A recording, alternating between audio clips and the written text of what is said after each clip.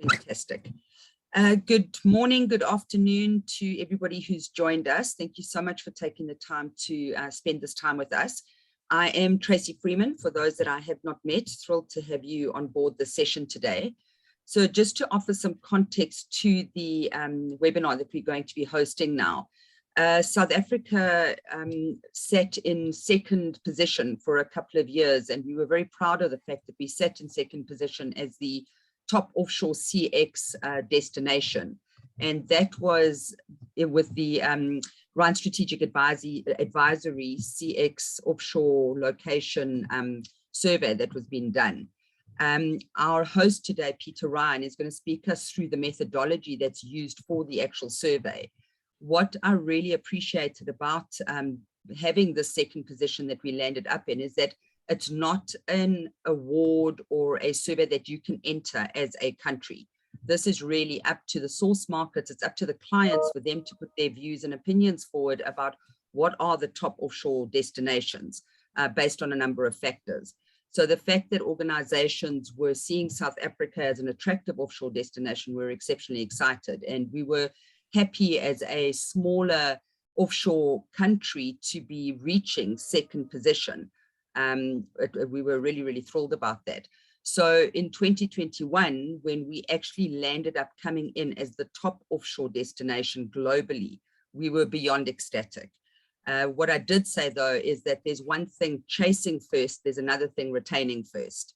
So when the 2022 announcement was made a few weeks ago, we were all holding thumbs and fingers and toes and anything else that we could, hoping that we would still land up in the top 5 and really hoping that we would retain number 1. Especially because we know that from a South Africa perspective, all of our partners, BPSA is the National Trade Body and Industry Association, along with our partners, our social partner Harambee, our government partners at the DTIC, and then a number of our provincial partners that we work with across the different regions in South Africa. We've all been working exceptionally hard as a collective to really ensure that whatever it is that the client base, the source markets are looking for, that South Africa as a GBS community is delivering on. We have a strategy that we've developed, and it's in the form of what we call a master plan. We're working again collectively with government and industry.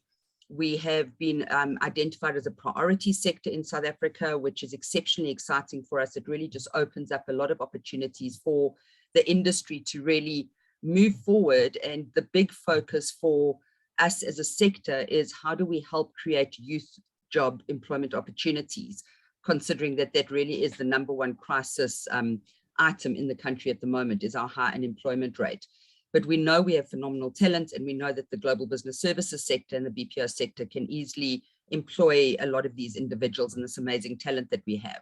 So when the announcement for the Ryan Strategic Advisory top CX offshore location was made a few weeks ago, we were again exceptionally relieved, I would say, Peter, and excited that South Africa did come in number 1.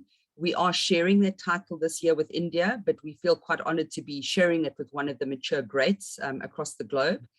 So really, really excited to have you here today to unpack for us, what does this mean for South Africa? Where did we land up placing across all the different source markets, knowing that we were not necessarily number 1 across all the markets, but how did we fare?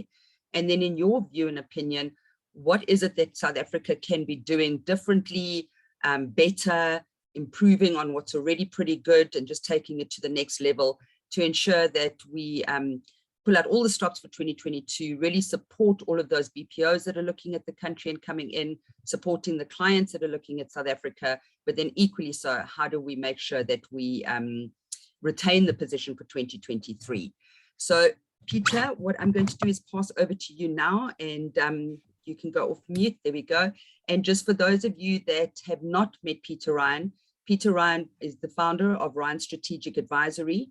As mentioned, one of the items that Peter actually supports the Global Business Services international sector with is the Omnibus CX Offshore Location Survey, amongst a number of other items. And South Africa is very pleased to have been working with Peter and the Ryan Strategic Advisory team for a number of years, really looking at how it is that we can improve ourselves as a country servicing the global community. So Really thrilled to have you here today, Peter. Thank you very much for taking the time to actually speak to our guests that are joining us today. And I'm going to pass over to you, and you just give me a heads up when I can move over to the next slide.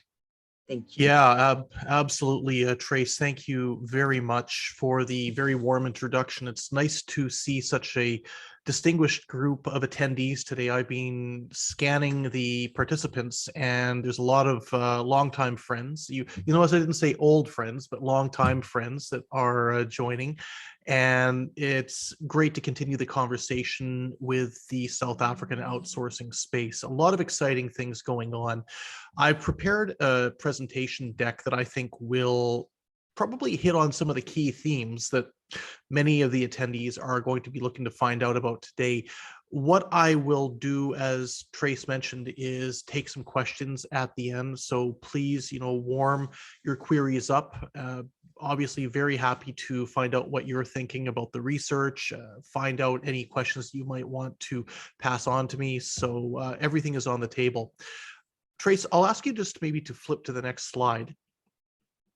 Great, thank you very much. So today we're going to be doing a review of favorability, CX favorability from the offshore context. Now, being perfectly transparent, the Ryan Strategic Advisory Front Office Survey looks at the extent to which the buying community, enterprise CX decision makers, are favorable or amenable to particular offshore locations. This does not denote the size of offshore markets. This does not denote the extent to which different providers are playing in those markets. This is denoting the gut feel that a decision maker might have relative to how they are feeling about a nearshore or offshore destination, whether it's a mature one or an emerging one. So let's move forward, Trace, if we could. I'll just talk a little bit about the sample. So as Tracy mentioned, this survey is an ongoing element of what Ryan Strategic Advisory does. And if we go to the next slide, we will see that this year was the largest single survey that we've conducted. In fact, this year, we spoke to nearly 700 enterprise CX decision makers. These were all done using the telephone. This was not an online panel. This was not done via email. This was all done with individual researchers speaking, in some cases, for up to 2 hours with enterprise CX managers about their views about their own operations, about elements revolving around the global market, technology, work at home, hybrid working, and certainly the offshore. The sample included the 668 enterprise decision makers in the States, the United Kingdom, in Western Europe, which included Italy, Spain, Germany, and France, Canada, and Australia. We actually looked at 16 different demand markets from a vertical standpoint, looking at some of the more established ones, such as telco and retail banking, moving through to some of the, shall we say, more digitally driven industries, such as what would you call them? Things like cybersecurity, gaming, even digital enterprise. And in terms of the revenue mix, the sample included respondents that had revenues that went from approximately 10 million US to over 5 billion. So very much a wide sample when it comes to the revenues, when it comes to the industries, and when it comes to the different countries. To our knowledge, it's the largest survey of its kind in the market right now. And Trace, if we'll just quickly run through the few pie charts that we've got here, you can see that from the perspective of the geographies, you had a relatively good amount of respondents from each different country across the nearly 700 participants that took part in the survey this year.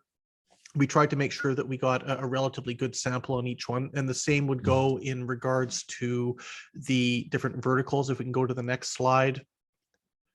I won't spend too much time on these. I mean, this looks like a Trivial Pursuit gaming piece. There's a lot to it, and the same goes through into the next one in terms of the revenues. So you can see very much again that we tried to make sure the distribution was even and representative of the economy on the whole when it comes to the CX. So let's take a look now at the offshore favorability trends, and I want to make a point here. When I was talking to Tracy about how we were going to run this, I think that the view was that it would be better to focus on South Africa's key sourcing demand markets, and those are the English-speaking elements around the world. The reality is that while there was some limited interest in the French, Italian, Spanish, and German markets, South Africa's real low-hanging fruit right now would be the English language world. So that's what we're going to talk about. And if we go to the next slide, what I think is interesting here is we're just going to talk very quickly a little bit about the overall results. Now, the question we used here was on a scale of 1 to 8, with 1 is not at all favorable and 8 is very favorable. Please provide your degree of favorability to the following offshore contact center locations. Now, just so you know, we see about 6 or 7 countries up here now, but there are over 50 to choose from. And India and South Africa came out tied with 4 out of 8 as their overall level of favorability. We can see in regards to the Philippines and Poland tie for 2nd place. Malaysia came in 3rd, Egypt 4th, and Mexico 5th. But in my view, this doesn't really tell the whole story. And the way you get the story about where South Africa sits is by breaking out the demand markets and where South Africa sat in terms of each different demand market that we looked at. And if we take a look here in North America, South Africa is very much in the pole position right now. It's really good news from the perspective of South Africa that in the United States and Canada, that it came out first, and not just first, but a very strong first. If you take a look at this, obviously India did quite well too, but South Africa, as what I would say is a North American resident, which has been a relatively new market on the face of the offshore when it comes to the different options American and Canadian enterprises have when they're thinking about where they need to situate some or all of their offshore contact center capacity. In a short amount of time, South Africa's gone from what I would say very little a little exposure and little awareness to now being number 1. And that's a remarkable feat. And it's something that I think all stakeholders in South Africa have a lot to be proud about. We can see as well that in the US, unsurprisingly, the Philippines and Mexico do quite well. I mean, the Philippines is a legacy delivery market. Mexico, obviously the most important, I would argue, nearshore market in the context of what's going on in regards to bilingual delivery or even Spanish language exclusively. In Canada, it's a very similar story. South Africa performing quite well, albeit different alternatives here. In Canada, there seems to be a lot more interest in terms of working with providers in Guyana and Jamaica. Both of these countries have done a great job from a nearshore perspective around English language. Now let's take a look at the next slide, which is going to denote the UK and Australia. And what we see here is that South Africa, well, I did indicate it was pipped at the post literally by a nose by India in both locations. It still performed very well. And I think it's interesting to take into account here that while South Africa has been a much more legacy delivery point for British and Australian enterprises, the reality is that the value has been maintained. And this is very important in the context of the individuals that are on the call today, as you consider how you formulate your strategies and that you're seen as an established, high value and almost a structural part of the CX ecosystem for organizations in these countries. So Trace, if we go to the next slide, please. I thought it'd be interesting to take a look at what the buyers are looking for in the context of an offshore location. And there's a few different elements here that need to be taken into account. First off, obviously, I think the infrastructure is very important, especially when it comes to connectivity. And this has really been highlighted the past few years, especially with the whole shift towards work at home since March of 2020. The reality is that buyers are going to be looking for a location that their outsourcers are going to be set up in, and they've got to be confident about that level of communication stability and quality that they can count on. Interestingly enough as well, adherence to global data protection treaties, and I think that this is absolutely fundamental. Compliance is at an all-time high. I was speaking with a friend of mine yesterday, and we were chatting a little bit about how compliance concerns are really defining in many cases how an outsourcing contract is going to be viewed, not just from the perspective of delivery, but where it's delivered from. Language skill quality, I think, is also absolutely fundamental. And the reality is that if an individual who's at one end of an interaction supporting an end user is not got the quality of the language to the point where they're going to understand the nuances of the consumer, that's going to impact the potential for the long-term element of the relationship. And then finally, I think the establishment for, or the established reputation for delivery into the key sourcing markets from the offshore or the nearshore. And to my mind, this is probably more important than it's been in a number of years. Stability, quality, and the ability to get the job done is really, I think, becoming the watchword. And what I'm hearing from so many different organizations right now is that the enterprises, the buyers of outsourced services, don't want to take a chance necessarily on a new location that might not necessarily have the right stuff or isn't known to have the right stuff. They prefer to go to a location that they can count on, that's proven itself. And I think when we take a look at these different elements, these 3 or 4 I've just talked about, South Africa is ticking the boxes on all of them. And I think that this is key competitive advantages that are driving this whole element about why South Africa 2 years in a row has been ranked the most favored offshore location, according to the CX buying community.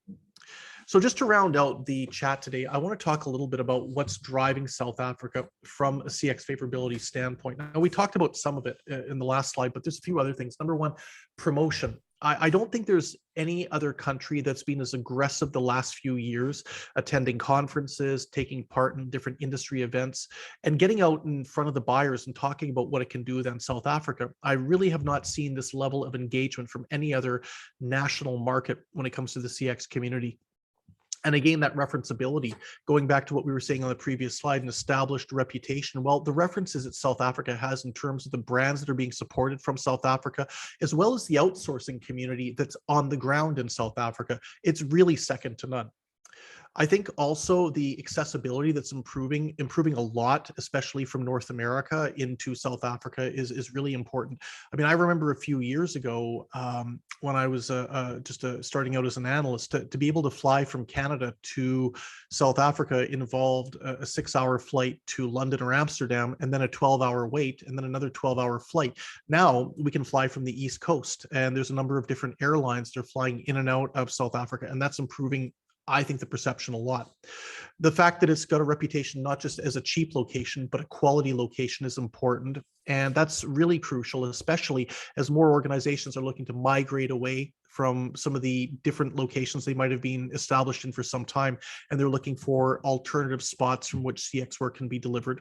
And then there is the issue of value. The fact is South Africa is got, I think, a much better reputation for quality than many offshore locations, but it's also significantly less expensive than you'd be finding in the United States, in Canada, in the UK, and Australia. And that value-driven element, I think, has been a real factor in maintaining this first-placed position.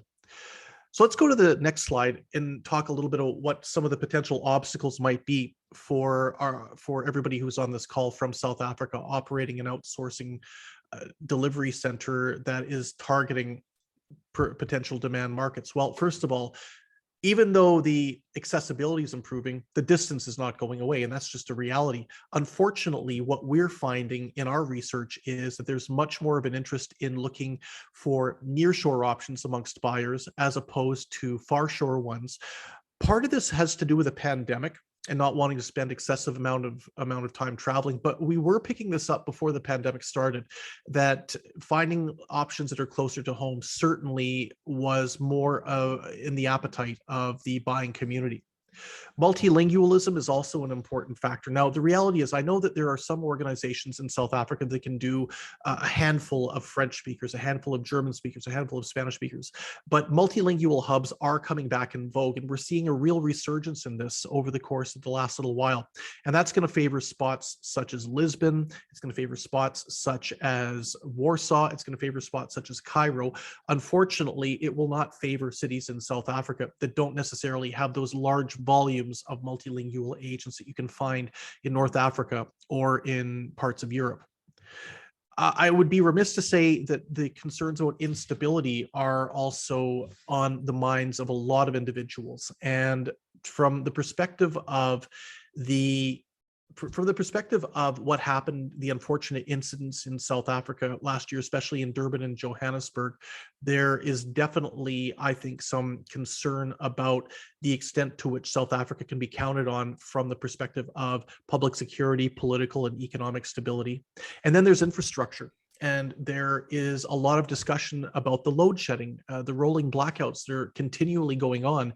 And while South Africa, I know, has had this problem for some time, a lot of other offshore and nearshore destinations do not have this problem.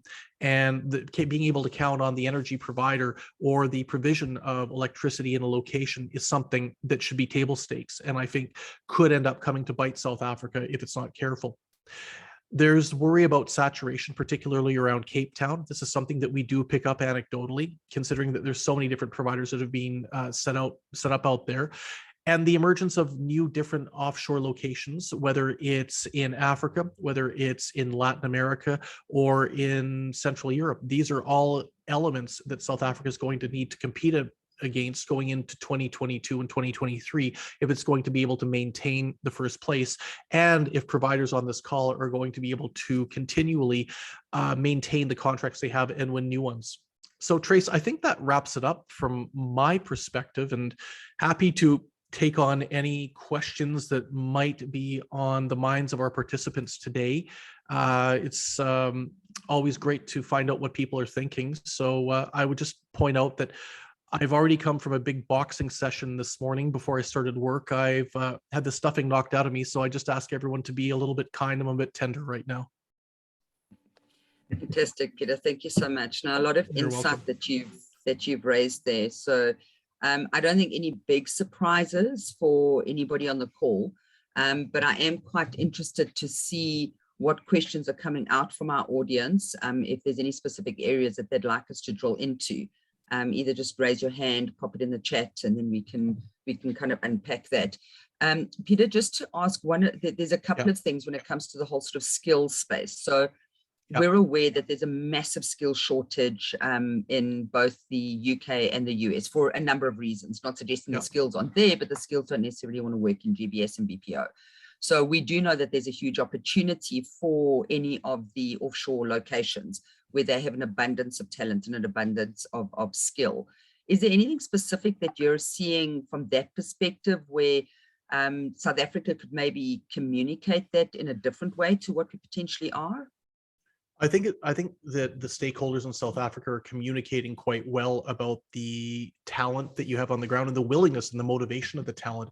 But you're spot on. Obviously, the issue of not a lack of talent, but a lack of willingness in key demand markets to work in the CX space is certainly coming home to roost in regards to pricing points and attrition levels.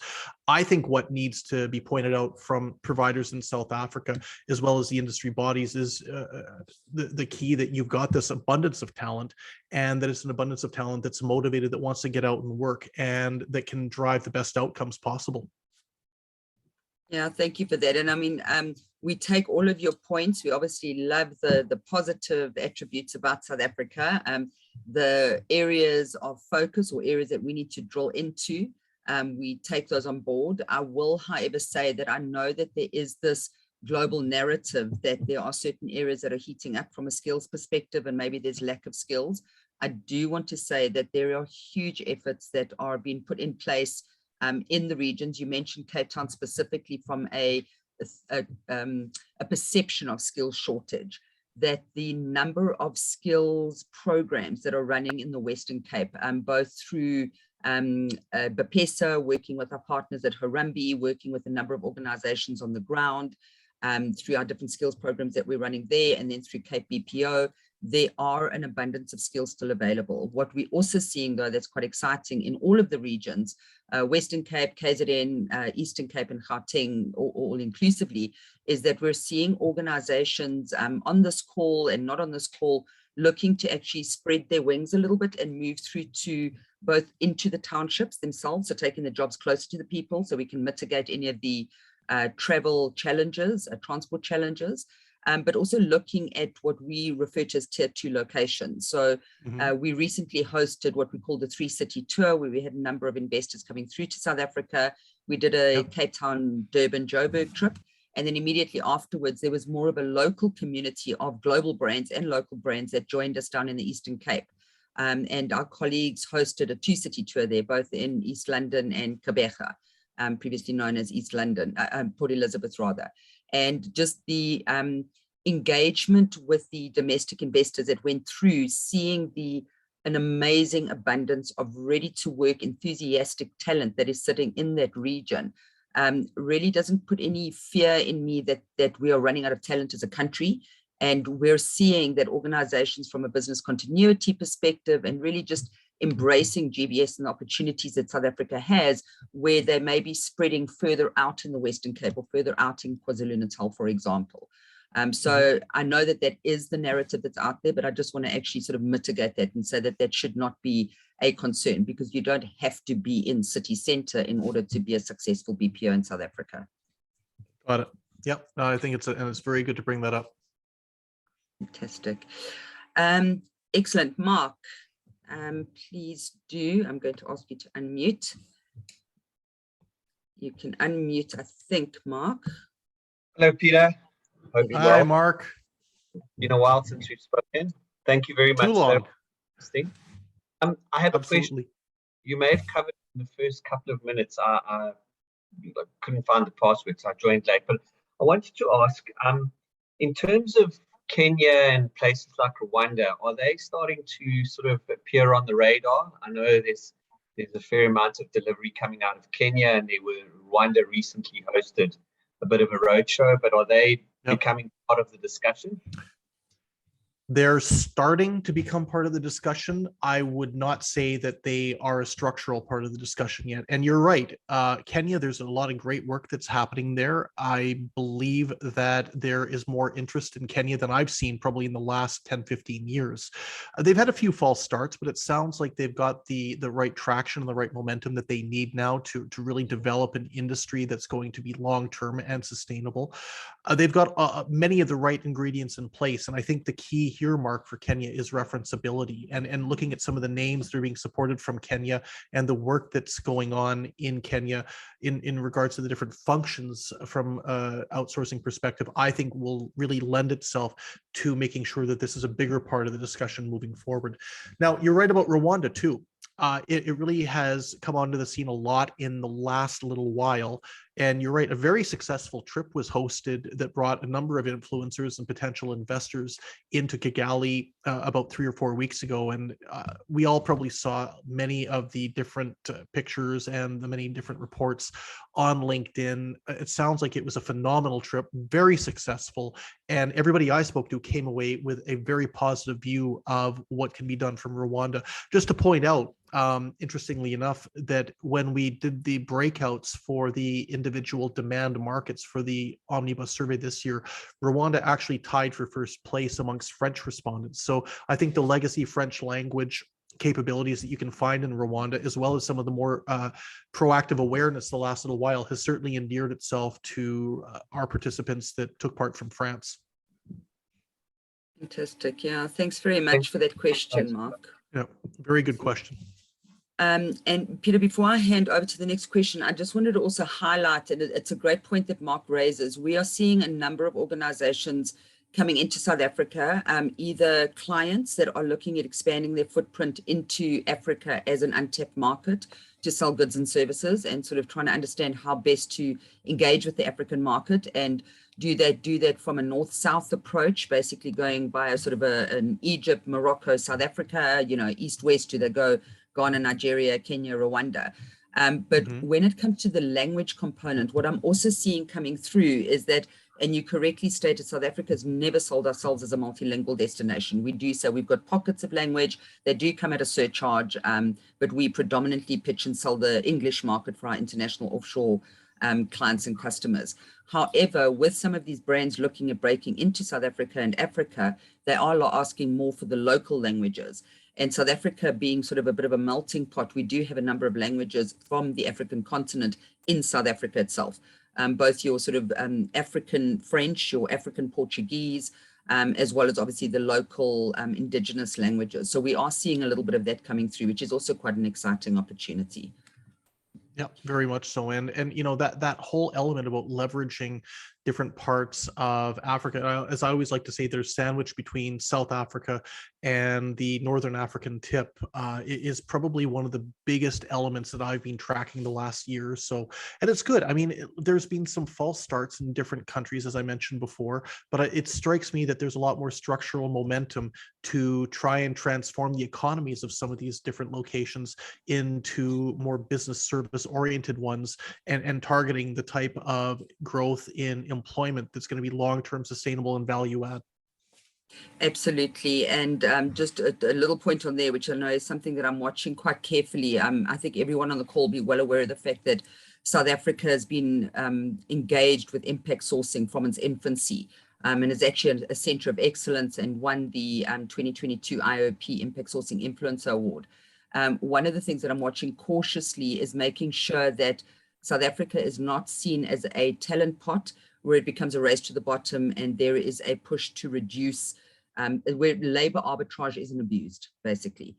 So it needs to be seen as a quality continent, as opposed to a cheap continent. So that is, I must admit, something that I'm watching quite carefully. I know that the South African community, the Egyptian community are aware of that and able to sort of support that, that messaging. But I think it's just a key thing that I'm just literally almost going to caution everybody on the call, make sure we're not getting squeezed into uncomfortable positions where we literally are seeing sort of labor abuse. But you see, this is an important thing when you bring up the element of impact sourcing, and I don't think there's anybody who doesn't admire the business model or doesn't believe in what it can do. My concern about how impact sourcing is presented, whether it's in South Africa or anywhere else, is exactly that, Trace. You know, you can't present a business model as something that is going to potentially benefit people, but is going to be a race to the bottom at the same time. Impact sourcing has got to be done on the basis of you can deliver an equivalent service as you would using non-impact sourcing models that's going to achieve a better outcome. You know, that's going to result in longer term contracts. It's going to result in longer term employment, but it cannot be done on the basis of charity or a race to the bottom. There's got to be a commercial viability to the business model. Otherwise it won't work. And this is something I've picked up in the work I've been doing from the standpoint of research. You know, it's great. And everybody says, yeah, we're happy to look at impact sourcing. We believe in impact sourcing, but they're not going to sign the dotted line or renew a contract if impact sourcing is not delivering the right outcome. So it's absolutely got to deliver on the commercial element as well as the social element. Absolutely. And I mean, I think I'm happy to say that the case studies we do have do show quality gains that do show that the impact sourcing model works if implemented well. But I think that that's a whole nother discussion. So Greco, let me stop holding the mic here and let me ask you to unmute so you can ask Peter your question. And thank you very much for joining us. Hey, Tracy. Hey, Peter. Thank you for Hi, putting Greco. it together, guys. This was very insightful. My question is around the pandemic and what are, if any, there are current restrictions for working from site, and if there are any allowances in place for working from home deployments, and what does that landscape look like? Yeah, fantastic. So Greco, I would say that what we're seeing right now in terms of, and I'll answer this from the angle I think that you're looking to try and find out, but the extent to which we're picking up that enterprises that are working with BPOs are saying that they are enthusiastic about agents coming back into the workplace is quite significant. Now, a lot of this is driven perhaps by company culture. A lot of it's driven by legal requirements or compliance. But I would say that the most logical approach that I think any organization is going to be taking has to be looking at the hybrid. You know, having agents come in for a few days a week and then potentially working from home. The reality is the labor pool is favoring this type of an approach. And I think that enterprises and the outsourcing community that are running their own CX operations have to recognize that if they don't want to further magnify some of these labor issues that are going on, they absolutely have to try and accommodate to some extent the wishes of the agents. Now, in terms of how the restrictions might play out in regards to contact center operations from a legal standpoint, restricting individuals from going back in. I've not heard of anything that is overly concerning right now. I did hear about what was going on in the Philippines a few weeks ago, the announcement that was made that they want all agents in the BPO space to go back into the center. We'll see how that works for them. But the reality is, I think that there's still a lot of uncertainty about how this business model is going to play, not just from the standpoint of human resources practices, but also from legislative requirements. So I'm sorry, that's not much of an answer, but it's very much a watch this space game.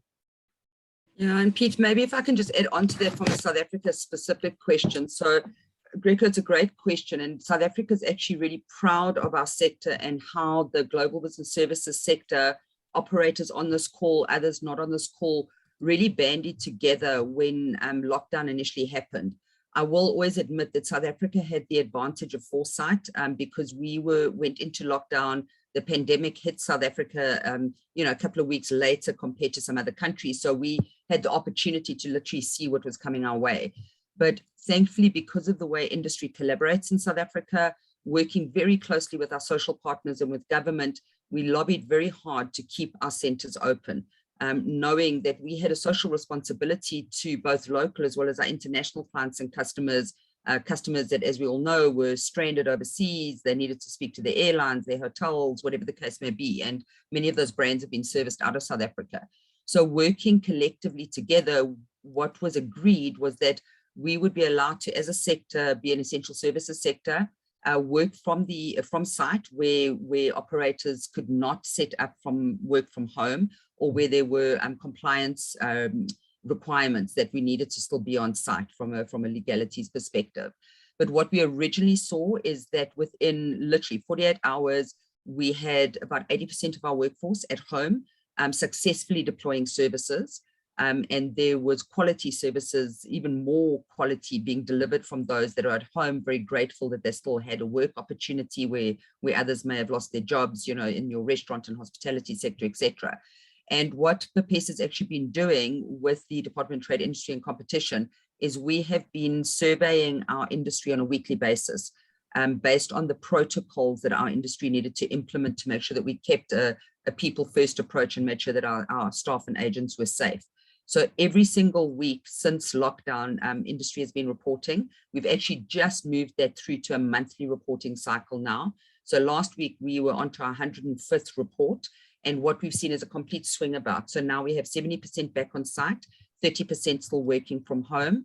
And as Peter says, I think it becomes a company culture thing. Some organizations I know are using work from home as a benefit for individuals if they are achieving certain goals or targets or whatever. Some are, because we're a young industry, a lot of the individuals are tired of lockdown. They want to go back into office if they can. So it really depends on the company on what they're choosing to do. Very few have said 100% back on site, and it was only recently that we were able to do 100% on site. We had to have sort of social distancing, and we could only have X amount percentage in the office, etc. But we are still working on if there is any specific legislation from work from home. But industry has come up with absolutely amazing innovations on how to make sure that staff are well engaged, well looked after, ergonomics are working. Some of our companies have literally work from home in a box that they've set up, which is quite funky. So this has really just generated a lot of innovation. And I'm sure that some of those are not sort of unique to South Africa, but we are really proud of our sector of how they took a people first approach, how they took a client and customer first approach. And we hardly dropped the ball as South Africa. So yeah, that's South Africa's sort of COVID and work from home and on-site story. Let me pause it there though. Jamie, your hand must be very tired. So let me ask you to, there you go. Ask your question. Good morning. First of all, thank you for providing us all these insights. On the work from home, I know there's no specific work from home law currently active in South Africa. Is there a plan to develop one? And if so, given that you're working based on what you were saying, what are the guidelines that you're looking for? And then number two, obviously with the special economic zones for the investment, is there a plan to be a hard cap on percentages, allowances versus the current exemption that's active? Trace, I'm going to let you take those ones. Yeah, on that second point, I didn't quite understand the percentages and allowances. I wasn't. So some countries are setting hard caps on percentage of equipment that's allowed to be tagged to these special economic zones that's allowed to operate from work from home. Oh, interesting. I'll actually say that I will find out for you. I don't think so, but it's the first time I've heard that question, and I don't believe that that is a requirement. So if I understand correctly, you're saying if you're in a special economic zone and you are benefiting from the incentives out of the special economic zone, but you want to have X amount percentage of your workforce working from home, but benefiting from the special economic zone incentives, is there a limit on how many of those SEZ incentives can work from home? Is that what you're asking? Correct. Yes, Okay. that's my. Yeah. Brilliant question. Don't know that anyone's thought about that. And if they have, I don't know the answer. So it may differ from what we call either SEZ, Special Economic Zone, or IDZ, Industrial Development Zone, from one to the next. But I will actually find that out for you and share it back with the group. I'm not sure about that. Thank you. Sorry, and the first part of your question was, do we have legislation in place? So South Africa has strict labor laws.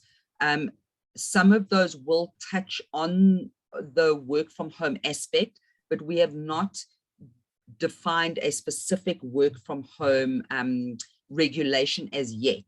I know that there has been some different talk, and we do have one of our member partners that is very much involved in that space. And I know that they've had some sort of discussions about what potentially could be, should be, where are employers needing to mitigate their own risk, what responsibilities do they, don't they have for the staff members, for the equipment they use, the electricity they use, etc. That hasn't been bedded down as a hard and fast black and white regulation as yet. So to answer your question, at the moment, no. Just so long as there, again, is no staff abuse and we're working according to the labor laws, whether it's at home or on site. Is it going to shift and change? Potentially, but there hasn't actually even been anything that's been submitted for public comment at this point. Okay. Got it. Thank you. Is there a deadline on the current exception of specific laws attached to it, or is it considered a ongoing discussion with no set deadline on the current exception? I would suggest ongoing. At the moment, there's more focus on, are we going to update our health regulations in certain ways, and that's open for public consultation or comment at the moment. And I know that that deadline is at the end of April. So that's the only one that's really out there right now. But definitely we'll keep everybody posted. We've been very focused in communicating with collaboratively our sector and then to our sector on any of these regulatory changes that are happening. So should something come in there that is going to impact us in a big way, and we will certainly let you know. Thank you. No worries. Excellent. Pritesh, you had a great question, which I'm just going to pose to you now, Peter. I don't know if you've seen in the chat. Pritesh wanted to know, what are the high-level insights that we saw changing from our win in 2021 to 22? What were the key differentiators in the win this year? Was there anything that stood out for you?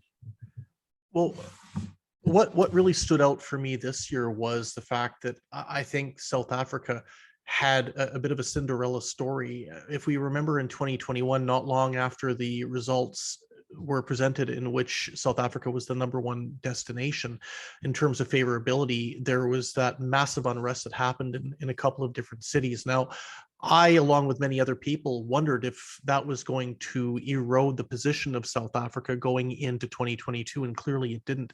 I think that in terms of what South Africa has done right, it was the ongoing level of promotion. It was the ongoing level of awareness to both the buying community and to the influencers, as well as to outsourcers that might not necessarily be set up yet in the country. That's all had a very important impact to play in terms of the country and how it was able to maintain the #1 position. In terms of any major differences, I obviously geopolitical, macroeconomic, absolutely, there's been a lot of big changes that have happened over the course of 2021 to 2022. But I think the consistency in which the South African BPO stakeholders have presented the country to the rest of the world has probably demonstrated itself to be a very big factor in why it's been able to maintain this first place positioning. Yeah, great question, Pritesh. I mean, Peter, just on that point with regards to the unrest that happened, and it's really not to sort of put that as a leading when you think of South Africa, think of that first, because I know when it did happen, I mean, as local South Africans, we were obviously shocked. It wasn't, we hadn't expected it, etc. But the feedback that I got from a number of clients and BPOs that were looking at South Africa was a couple of things. One, they play the long game. This was not unique to South Africa. You know, there's many countries around the world that have wobbles, and it's not undermining or underplaying what did happen. But the second thing that definitely came out was the rate of response at which security services, government and local sector actually responded to what happened. And it became closed quite quickly. And again, thank you to the operators on this call and those that are not. Business continued, and we had organizations, again, we had, what I like to call co-opetition, but competitors working together to make sure that the ball that didn't get dropped was the ball that was servicing our international community and clients.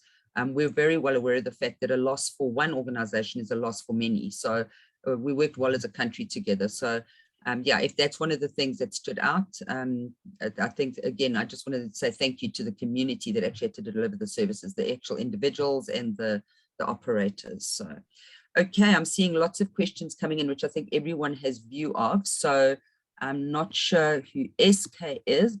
Sharif, thank you. You put your arm down, your hand down. On a scale of 1 to 10, so -10 to +10, Pete, this is for you. How would you rate the shift in operational performance when comparing work from home work versus work from office? Are teams doing a better job when working from home, or performing less than usual when working from home? Yeah, I mean, I'll ask your view. I know what some of our operators have said, and any of our operators on the call, please feel free to put up your hand and give us your experience. I think that overall there's been a very positive level of performance on the whole shift into work from home.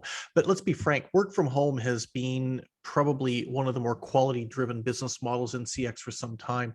You know, I can recall before the pandemic, going back to 2005, 2006, when this model was very nascent, one of the things that kept coming up was the fact that you were able to leverage some fantastic talent that would be willing to work from home. It tended to have better outcomes. The agents tended to be more engaged working from home. And I think, notwithstanding the few hiccups that we saw maybe between the March to April period in 2020, as organizations took that Dunkirk-like shift, moving agents into a home working environment, I think overall the feedback I've gotten is that this has been a very positive experience.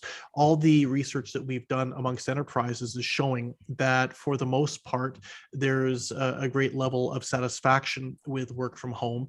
This is not to say that this is the right model for every agent. It's not the right model for every different organization. But at the same time, I think broadly speaking, it's definitely proven its worth. So to Sharif's very good question, if I was to put a quantitative element on this, I would say that probably work from home, we'd be looking at a plus 7.5 to 8. There you go. I hope you're happy with that rating, Sharif. But yeah, Pete, I mean, just to pleasure. Just to add on to that, I mean, we are seeing that. So again, I said it earlier, it's a young community or young industry, a people intensive industry across the globe, in South Africa being very young. So we are seeing a lot of individuals wanting to come back to the office. Having said that, however, I know that the UK, it is quite prolific that if you do not have a work from home option as part of your employment, literally they will pull their application form. They want to know that they have a work from home. So for, you know, your parents out there, even not parents, they want to know that there is an option to work from home. That hasn't been as strong in South Africa, but I know that there are those that are using it, as I said earlier, as a benefit to those that want to work from home. But this also helps to expand the ESG side of things. It helps to expand diversity and inclusion from quite a broad-based perspective. It helps to work with your differently abled individuals where maybe getting to the office is a bit tough. You're able to work from home, but it also brings in new and interesting models, which is something we've always struggled with before, of managing your peaks and your troughs. So now when you have, you know, you're going to have a busy period and someone is happy to literally log on for those 2-3 hours, and they can do so from home to pick up the peaks that are coming in and not have to worry about sort of an hour's commute in and out of the office. That's also where organizations are pulling in those skills. So it's really just opened up a nice sort of new model to start managing the new caller patterns and engagement patterns. So interesting to see that. Spencer, you put a question in the chat here. Great survey. Given that the US market sees South Africa as a destination of choice, but have previously used large populous locations like the Philippines and India, do you think South Africa has a challenge to service such a large market? Well, the evidence goes to show that it does. If you take a look at the number of deployments that have been launched in South Africa over the course of the last 5 years, directly servicing the states, I think that the proportions have demonstrated that there is definitely growth in this regard. Now, the key to remember, though, here is, again, in my opinion, that what South Africa and the South African outsourcing community is going after in regards to different functions will be very different relative to what would be going into the Philippines and to some degree India. South Africa is very much a quality play. It's agents that are problem solvers, agents that can manage complex issues for the end user. It's also, I think, very much what's becoming obvious to a voice play, that South African agents servicing American end users are favored when doing voice work because of the manner that they've got, because of the adaptability for accents, and because of their ability to handle interactions in a very concise fashion. Not to say that you're not going to get this in other sourcing or other delivery markets, but South Africa is exceptionally good at it, and the reputation's growing in that regard from the perspective of the United States. I think also, to answer Spencer's question, which I think is a very good one, South Africa certainly does have some scalability, but it's not a location in which I think the buying community and the outsourcers are promoting these large contact center farms like we've seen go into India or to the Philippines over the course of the past couple of decades. It's going to be smaller plays, but it's going to be higher value functionality and services, which is why I think that it's going to be moving forward a big part of the American CX ecosystem. Yeah, Peter, I 100% agree with everything that you've said, actually, and also with the emergence and broader adoption of automation and AI. I think a lot of those sort of call center farms are going to become a thing of the past over time. And exactly to your point, South Africa has never targeted that. We're not targeting that work. We also would have to literally get our operators to work together. If we were going to suddenly start servicing a 5,000 seater tomorrow, it wouldn't happen with one operator. So I know, again, some of the comments that we've had from some of the clients is enjoying working with operators in South Africa, whether they be a local domestic operator that's servicing the international community, or one of the better known global BPO brands, but has a site in South Africa, but having that feeling of, I'm not suggesting that it's exclusively, but having that feeling of being more boutique, having that feeling of being a special client within an organization that is not just a number within an organization in the South African geography. That, and then what you mentioned, the quality play, that this keeps coming through from the clients. And I think as South Africans, we take this for granted because we engage with one another on a daily basis, but just this natural conversational empathy that South Africans have. And this seems to be something that is just really landing well with our international customers. And it's just something that South Africans do well. So that empathy is really landing. Yeah, couldn't agree more. Excellent. I see we have no more hands up and no more specific questions. I know that there are some that have reached out to me privately on chat here saying, would Peter be able to do a session for our company? Absolutely. His contact details are on the page, so you can just get hold of Peter and he'll be able to engage with you and see what it is that you want to have a look at. If you're comparing countries, if you're needing to drill down a little bit more on what was in this presentation, we will be sharing this presentation and the slides that Peter's put together for us with everyone that's participated. But I also want to take this opportunity actually to thank all my colleagues that are on the call. I think I've got some of my colleagues, which some of you will know, Lynn, who looks after the Eastern Cape, Biogan, who looks after KZN, Shona, who looks after Gauteng, Tracy Swart, who is our partner from Harambee. Thank you to all of you for joining, and then specifically also to all of our operators. You make our job as the national trade body quite easy because you are helping to deliver the quality through to our global source markets and our clients. So thank you to you, thank you to the staff that you're pulling in, and thank you for creating jobs, which is something that's the reason that the team gets up every morning. So Peter, thank you to you for always being welcome. so available to us. I like that we're coming in top spot, and we really are going to work hard to retain that position for next year.